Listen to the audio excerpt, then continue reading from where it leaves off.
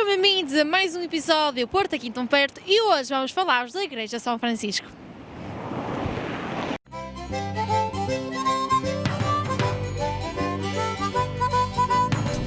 Ai, eu estive quase morto no deserto e o Porto aqui tão perto.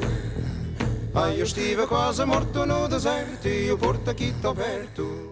A construção deste monumento iniciou-se no século XIV como parte de um convento franciscano durante o reinado de Dom Fernando e tomou lugar de um templo modesto que pertencia à Ordem dos Franciscanos.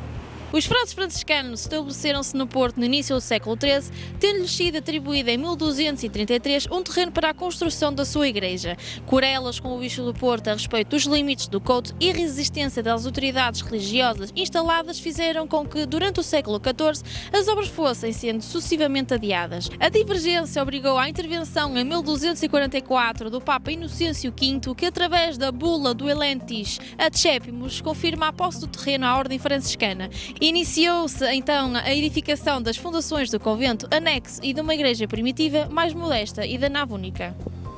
Em 1383 iniciam-se as obras da igreja atual, impulsionadas por um decreto de Dom Fernando e são concluídas em 1410.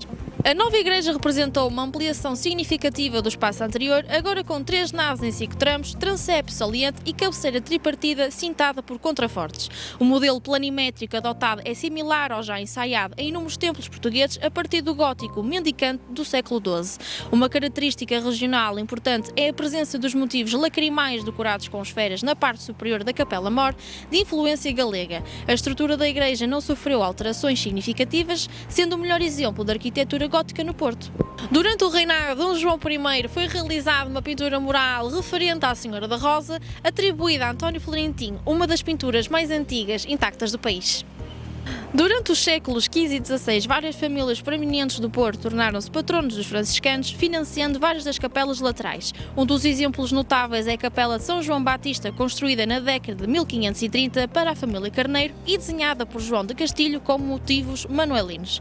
A principal campanha artística foi levada a cabo na primeira metade do século XVIII, quando a maior parte das superfícies interiores, incluindo paredes, colunas, capelas laterais e telhado, foram revestidas com talha dourada barroca.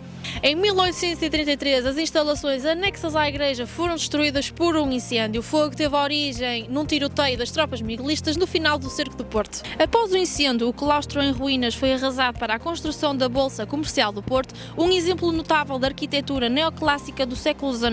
Com a extinção das ordens religiosas em 1834, a igreja serviu de armazém da alfândega até 1839. Em 1910 foi classificada como monumento nacional.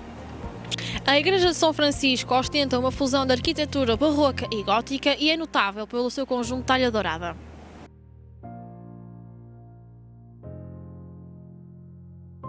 Espero que tenham gostado deste episódio. Não se esqueçam de nos seguir nas nossas redes sociais e nós voltamos no próximo episódio Porto aqui tão perto.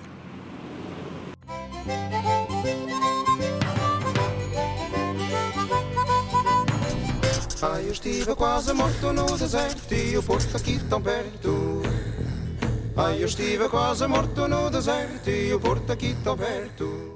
Os factos mencionados neste vídeo foram verificados cautelosamente pelas responsáveis do projeto, porém não estão isentos de possíveis erros. Aconselhamos a não acreditar em tudo o que vem na internet e, em caso de dúvida, contacte o seu historiador ou guia turístico.